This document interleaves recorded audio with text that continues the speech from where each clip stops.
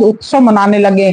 नंद बाबा स्वभाव से ही परम उदार मनस्वी थे। उन्होंने गोपों को बहुत से वस्त्र, आभूषण और गौरी, सुत, मागध, बंदी जनों, मित्र, वाद आदि विद्याओं से अपना जीवन निर्वाह करने वाले तथा दूसरे गुणी जनों को भी नंद बाबा ने प्रसन्नता पूर्वक उनकी मुंह मांगी वस्तुएं देकर उनका यथोचित सत्कार किया। यह सब करने में उनका उद्देश्य यही था कि इन कर्मों से भगवान विष्णु प्रसन्न हो और मेरे इस नवजात शिशु का मंगल हो।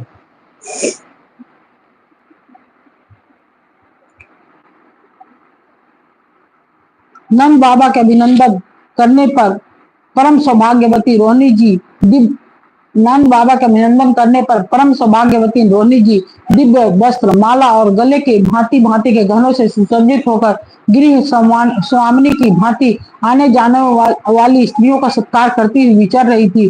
परीक्षित इसी दिन से नंद बाबा के वज्र में सब प्रकार की रिद्धि सिद्धियां अटखेलियां करने लगी और भगवान श्री कृष्ण के निवास तथा अपने स्वाभाविक होने के कारण वह लक्ष्मी जी का क्रीड़ा स्थल बन गया।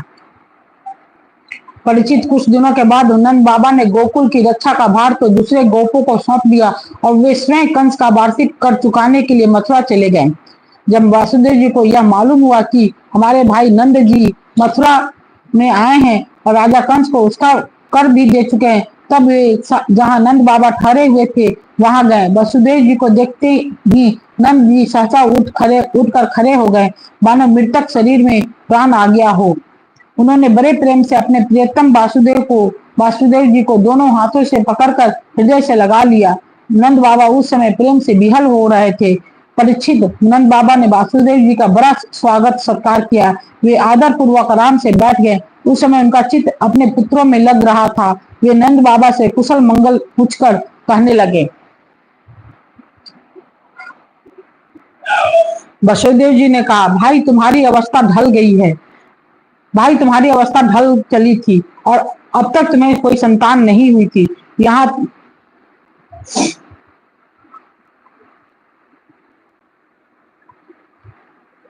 वसुदेव जी ने कहा, भाई तुम्हारी अवस्था ढल चली थी और तुम्हें कोई संतान नहीं थी, यहाँ तक कि अब तुम्हें संतान की कोई आशा भी न थी। यह बड़े सौभाग्य की बात है कि अब तुम्हें संतान प्राप्ति हो गई है। यह भी बड़े आनंद का विषय है कि आज हम लोगों का मिलना हो गया है। अपने प्रेमियों का मिलना भी बड़ा दुर्लभ है। इस संसार का चक्र ही ऐसा है। इसे तो एक प्रकार का पूर्व जन्म ही समझना चाहिए। जैसे नदी के प्रबल प्रवाह में बहते हुए बेरे और तिनके सदा एक साथ नहीं रह सकते, वैसे ही सभी संबंधी और प्रेमियों का भी एक स्थान पर रहना संभव नहीं है।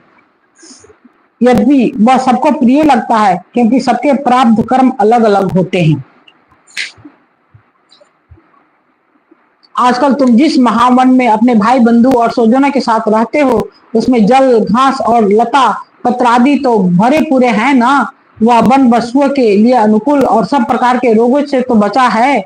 यदि मेरा लड़का अपनी माँ रोहिणी के साथ तुम्हारे वज्र में रहता है, उसका लालन पालन तुम और यशोदा करते हो, इसलिए वह तो तुम्ही को अपना माता पिता मानता होगा। वह अच्छी तरह है ना।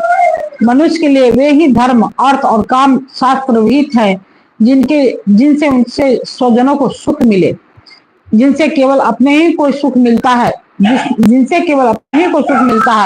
किंतु अपने स्वजनों को दुख मिलता है। वे धर्म, अर्थ और काम हितकारी नहीं है। नंद बाबा ने कहा, भाई वसुदेव, कंस ने देवकी के गर्भ से उत्पन्न तुम्हारे कई पुत्र मार डाले। अंत में एक सबसे छोटी कन्या बच रही थी, वह भी स्वर्ग सिधार गई। इसमें संदेह नहीं है कि प्राणियों का सुख दुख भाग्य पर ही अवलंबित है। भाग्य ही प्राणी का एकमात्र आश्रय है।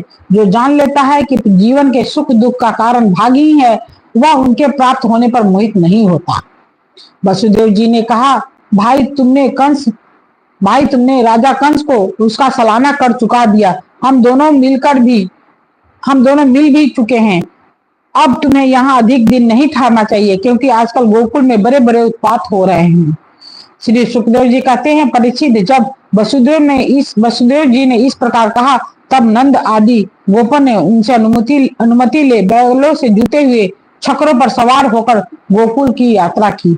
इति श्रीमद्भागवते महापुराणे परमहंस्यां संहितां 10 स्कंदे पूर्वाधे नंद वसुदेव संगमो नाम पंचमो अध्याय, पंचमा अध्याय समाप्त।